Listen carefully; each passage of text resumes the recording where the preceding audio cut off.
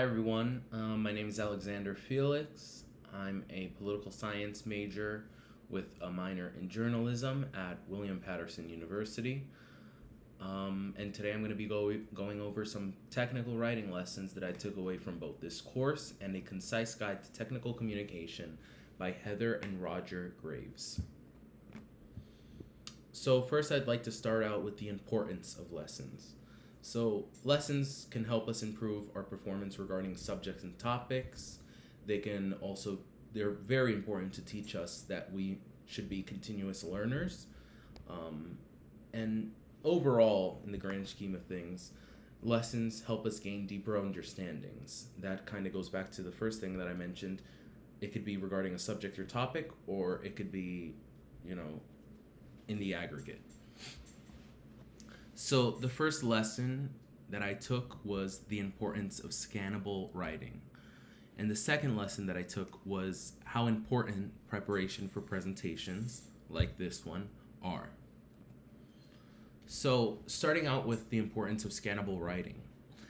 Over here on the left, I have a good example of what not to do when writing a document that's explaining something. We'll be using the memo that we did earlier on in the semester for this example.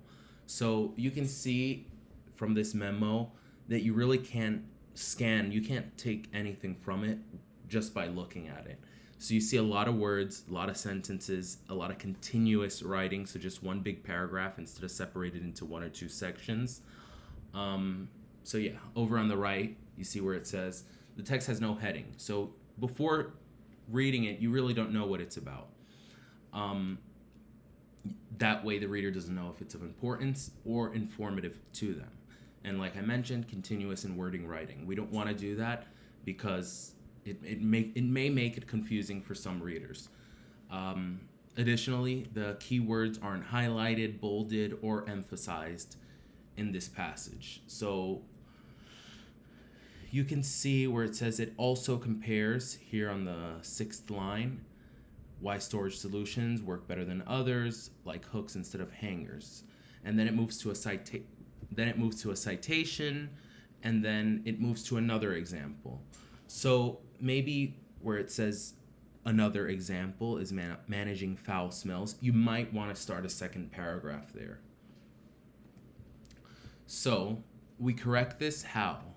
This is a good example of what to do and how to format a document that would be explaining something. Like I said, this is the memo that we did earlier in the semester. So up at the top, you have a subject line, you have an introduction, you have examples, sources, what they did, practical tips, real life examples, and then followed by your citation. It then moves to the second example. This is a really good way to format, albeit this is a memo. This isn't typical type of text, but you may want to, if you're cultivating an online document, you may want to separate it more so that readers can scan it for the sake of scannability. Over on the right, I show that it has descriptive headings, and then I also use bold lettering and to emphasize and separate the different sections. And then I have some quotes from the textbook. So Heather and Roger Graves do a really good job at articulating why we should be using scannable writing. You can see the first quote, based on the heading that precedes it, users should be able to identify what the context of the section will be. So this goes back to what I was just mentioning. If you have, for example, we'll go back 1 second. So we could say that in this case, the subject is the heading. So the subject says, how to keep your dorm room clean. Okay, so now you know that these examples following the heading are going to be giving you tips, maybe, or giving you a guideline or checklist on how to keep your dorm room clean, right? So then we go to the next one. Avoid formatting long, uniform blocks of text. Use bulleted lists to highlight or emphasize specific points. So we can really see the difference between the first one, which is, like I said, continuous, wordy, long block of text, to the second one, where you have bullet points, you have headings, subheaders, where it says example, source, what they did, and then it gives the tips, real life examples, and then you have bullet points following those subheadings. And then lastly, highlight keywords to emphasize them using bolding or contrasting font, which is exactly what we did on the second slide. I used bolding the letters and then, a sentence or two to describe what that meant. Moving on, another thing that I took away from the course and the textbook was the importance of preparing for presentations. So these are some examples of what not to do during a formal presentation. I will say this includes, but it's not limited to.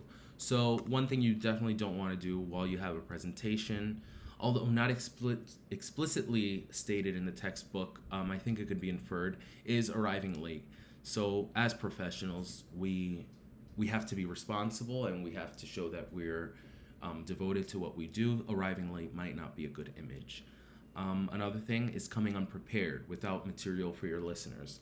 So if you're doing a presentation that's 30 slides long, it may be difficult for some listeners to stay engaged. So you might want to prepare an outline using the same techniques that we learned about scannable writing. So you don't want to write a 1-page long paragraph. You might want to break it down into separate sections, bullet points, so the reader can then follow along with that. And that kind of goes into the next thing that I'll mention, having an organized presentation. So this goes into your sequence and your formatting. So you might not want to do a slide that takes up the whole page of text. That might be boring to a lot, and like I said, it will be difficult to remain engaged. And lastly, you don't want to have too many words, and you don't want to have little to no visuals.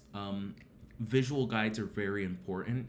Not everyone is a analytical or critical thinker that just from reading a text they understand the whole picture. They might need a visual aid, and it's really important to use them, not scarcely.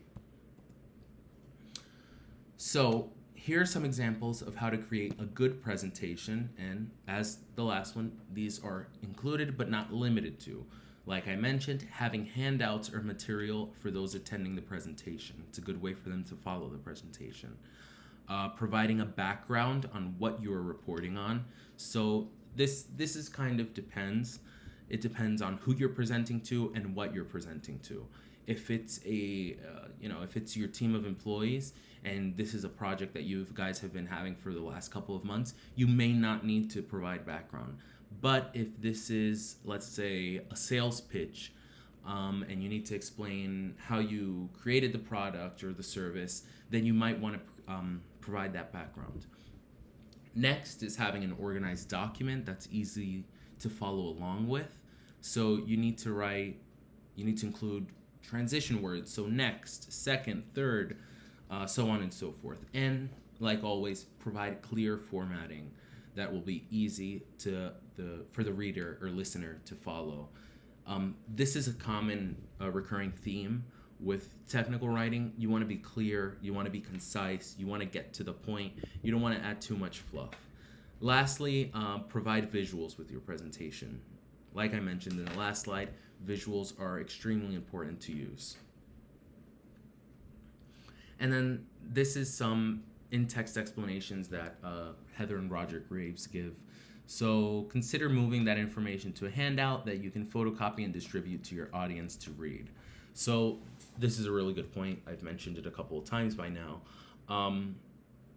Following a PowerPoint or a speech can be difficult to follow for many. So you might want to have that handout. Maybe they can even refer to it later on if they want to know more about what you spoke about during your presentation, or they may want to look into key points that you brought up. Next, if audience members do not share a common knowledge level on your topic, provide a few slides that will help them establish a common framework of understanding. So this is something that I also mentioned in the last slide. if this is a very complex topic, or like I said, they don't have an understanding on it, you don't want to jump it right into it, because then it's just going to be a whole confusing presentation. You're going to want to give that background knowledge so they're up to speed. Additionally, I have provide clear cues to your listeners so they know where you are in the presentation. This citation is implying that you use transition words, or you say, next we'll focus on X, Y, and Z. Lastly, we have add graphics from clip art or images from screen captures or pictures to illustrate the points you are making. So we also mentioned this. Pictures are very important to use. We can also even connect that back to my document about scannability. So we'll go back to that now.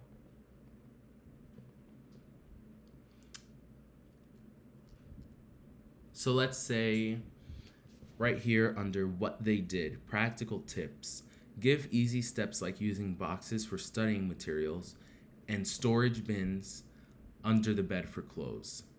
Let's say for whatever reason someone doesn't know what a storage bin is, or might be confused on what a storage bin should look like.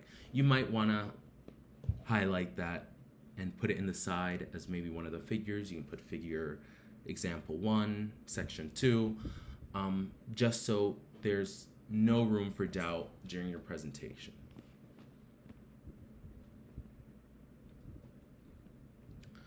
So a quick recap of the lessons that I learned. You want to make sure your writing is organized. You should be using headers, bold lettering, separate different topics into different sections for the user, the listener, the reader to understand. And lastly, prepare accordingly for presentations. Make sure to have material for the audience, use those transition words, and use visuals as needed. Thank you all for listening to my presentation. Once again, my name is Alexander Felix. My contact information is listed on the screen, my phone number, my personal email, and the URL to my personal portfolio, where if you'd like to learn more about me, you have that information available. Have a nice day, and thank you for listening.